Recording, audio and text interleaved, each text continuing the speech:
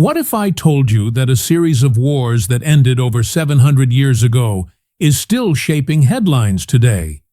That politicians, extremists, and everyday people are still using events from the medieval period to justify modern conflicts? The Crusades weren't just ancient history. They're living, breathing influences on our world right now. And by the end of this video, you'll understand exactly why a war between medieval Christians and Muslims continues to echo through our politics, our conflicts, and even our everyday conversations about religion and culture. So buckle up, because we're about to connect some dots that will completely change how you see both medieval history and modern news. Before we dive in, let's set the stage. The Crusades were a series of religious wars between Christians and Muslims that lasted roughly from 1095 to 1291. About 200 years of on and off conflict centered around control of Jerusalem and the Holy Land. Now, you might be thinking, that was nearly 1,000 years ago. How could it possibly matter today? Well, here's the thing about history. It never really dies.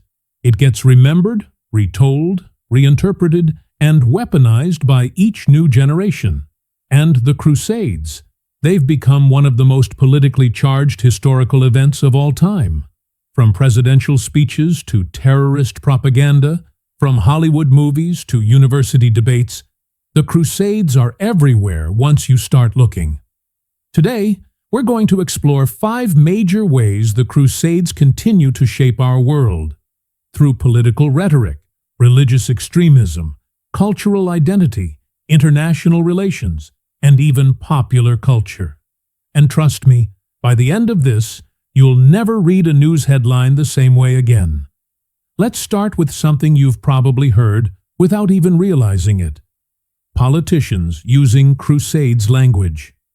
Remember when President Bush used the word crusade after September 11th? He said, "This crusade, this war on terrorism is going to take a while." Now, Bush later said he misspoke, but the damage was done. Across the Muslim world, headlines screamed about America launching a new crusade against Islam. But here's what's fascinating. This isn't new. Politicians have been mining the Crusades for powerful language for centuries. Why? Because the Crusades represent the ultimate us versus them narrative. They're the archetypal holy war, where religion, politics, and military might all collided. During World War I, British General Edmund Allenby was called a new crusader when he captured Jerusalem from the Ottomans. Nazi propaganda portrayed their invasion of the Soviet Union as a crusade against Bolshevism. Even today, you'll hear politicians on both sides invoke crusader imagery when they want to frame a conflict in moral, almost religious terms. But it's not just Western politicians. Middle Eastern leaders regularly reference the Crusades too, but from the opposite perspective. They invoke Saladin, the Muslim leader who recaptured Jerusalem, as a symbol of resistance against Western imperialism. Saddam Hussein famously called himself a new Saladin during the Gulf War. The point is this: when politicians want to make a conflict feel epic, historic, and morally justified, they reach for Crusades metaphors. It's historical shorthand for, this isn't just politics, this is a battle between good and evil. Now let's talk about something darker: how extremist groups on both sides have weaponized Crusades history. ISIS and other jihadist groups constantly reference the Crusades in their propaganda. They call Westerners crusaders and frame their conflicts as continuation of medieval holy wars. In their worldview, the Crusades never ended. They just took new forms through colonialism and now through American foreign policy. But here's what's crucial to understand. This isn't historically accurate. The real Crusades ended in 1291.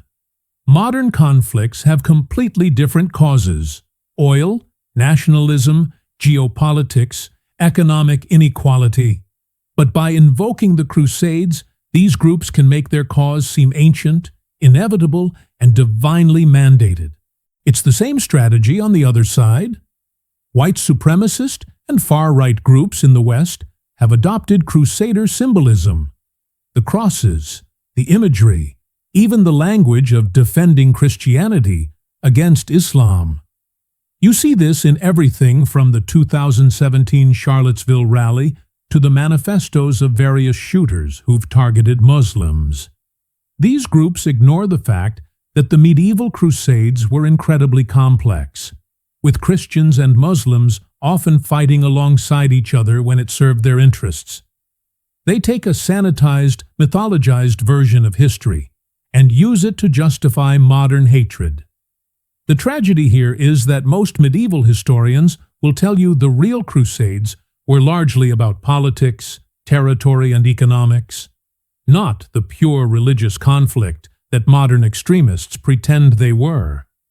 But myths are often more powerful than facts, especially when people are looking for historical validation for their prejudices. This is why understanding real history matters.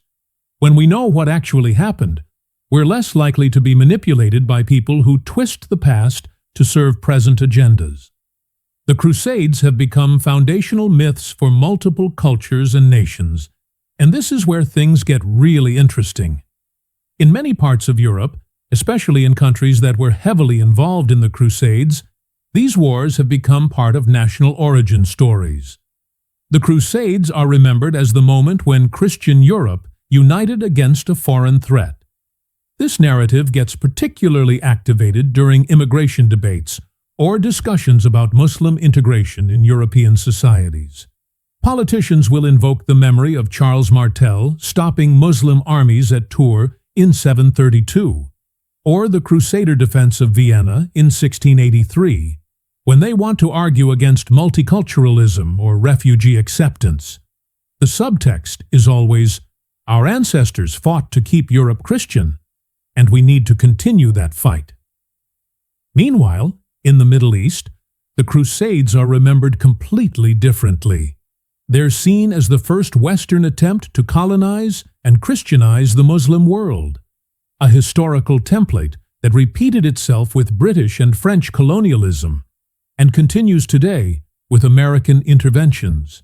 Saladin has become a pan-Arab hero, with statues and streets named after him from Damascus to Cairo. When Arab leaders want to rally support against Western policies, they invoke his memory as the man who threw out the Crusaders and can do so again. Turkey presents another fascinating case. The Ottomans weren't even around during most of the Crusades, but modern Turkish nationalism has adopted the defense of Constantinople and the eventual conquest of Crusader territories as key moments in Turkish identity. President Erdogan regularly references Ottoman victories over Crusader states when discussing modern Turkish foreign policy. What's remarkable is how the same historical events create completely opposite cultural memories. For Europeans, the Crusades represent Christian heroism and defense of civilization. For Middle Easterners, they represent foreign aggression and religious imperialism. Both sides use these memories to strengthen in-group identity and justify suspicion of the other. This brings us to perhaps the most important way the Crusades still matter. They've created a framework that people use to understand modern international relations. Think about how Western interventions in the Middle East are often framed, and I mean by both supporters and critics. Supporters talk about bringing democracy and fighting extremism, using language that echoes crusading justifications about liberating the Holy Land and defending Christians. Critics, meanwhile, describe these same interventions as crusades against Islam, neo-colonialism, or attempts to control Middle Eastern resources, framing that deliberately echoes how the Crusades are remembered in the Muslim world. The 2003 Iraq invasion is a perfect example. While the Bush administration talked about democracy and weapons of mass destruction, many in the Muslim world saw it through the lens of Crusades history. Another Western Christian army marching into the heart of the Islamic world to impose its will. This historical framework affects real policy decisions.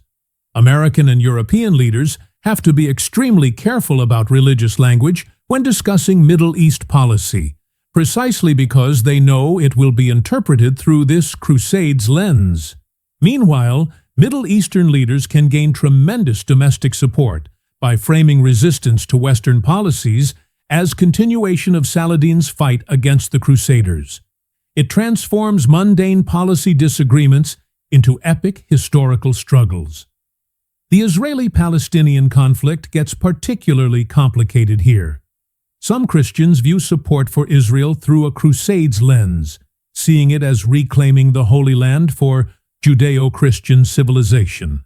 Some Muslims view Israeli control of Jerusalem through the same lens, as foreign occupation of Islamic holy sites that must be resisted like the Crusaders were resisted. These aren't just academic debates. When people interpret modern conflicts through Crusades frameworks, it makes compromise much harder. If you believe you're fighting a 900-year-old holy war, peaceful coexistence starts to seem impossible. Let's talk about something more fun, but equally important: how the Crusades show up in our entertainment and media. Hollywood has made dozens of movies about the Crusades, and they almost always tell us more about when they were made than about actual medieval history. Movies from the 1930s and 1940s portrayed Crusaders as noble Christian heroes. Movies from the 2000s, made after September 11th, tend to show the complexity and brutality on both sides. Video games are huge here too. Games like Crusader Kings, Age of Empires, and Assassin's Creed let players experience Crusades-era conflicts. But here's what's interesting. These games often let players choose any side, Muslim or Christian, showing how our cultural perspective has shifted towards seeing multiple viewpoints. Even fantasy literature draws heavily on Crusades imagery. Game of Thrones, Lord of the Rings, and countless other fantasy works use the template of holy wars between different religions and cultures.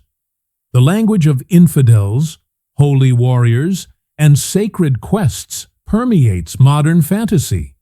But here's why this matters beyond entertainment. These cultural products shape how millions of people first encounter Crusades history.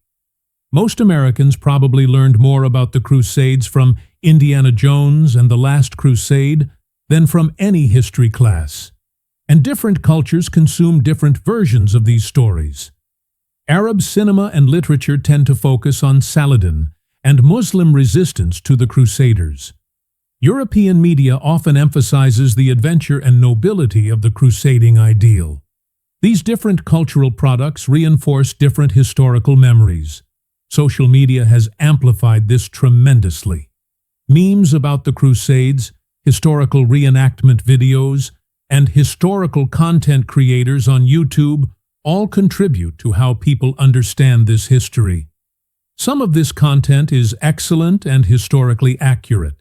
Some of it, well, let's just say, not all historical content on the internet should be trusted. This brings us to a crucial point: the gap between what actually happened during the Crusades and how they're remembered today. Real medieval historians will tell you the Crusades were incredibly messy, complex events. Christians fought other Christians. Muslims fought other Muslims. Alliances constantly shifted based on political convenience rather than religious solidarity. The Fourth Crusade famously ended up sacking Constantinople, a Christian city, instead of fighting Muslims at all.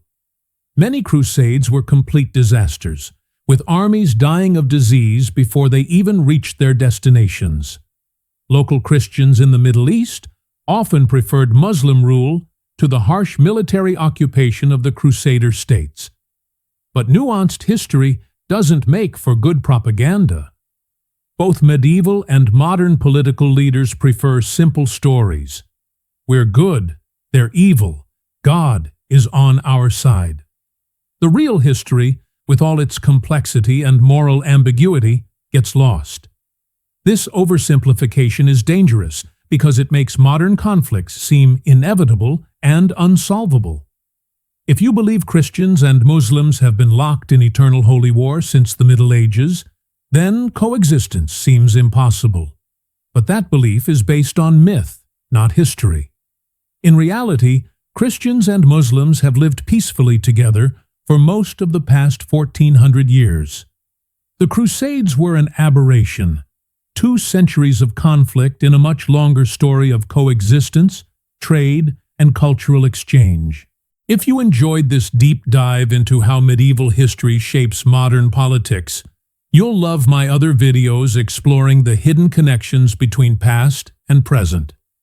Hit that subscribe button and the notification bell so you never miss new content. Next week, we're exploring another historical event that still shapes modern conflicts: the fall of the Ottoman Empire and how it created the modern Middle East. Trust me, it's just as relevant to understanding today's headlines as the Crusades are. Remember, history isn't just about the past, it's about understanding how the past lives on in the present.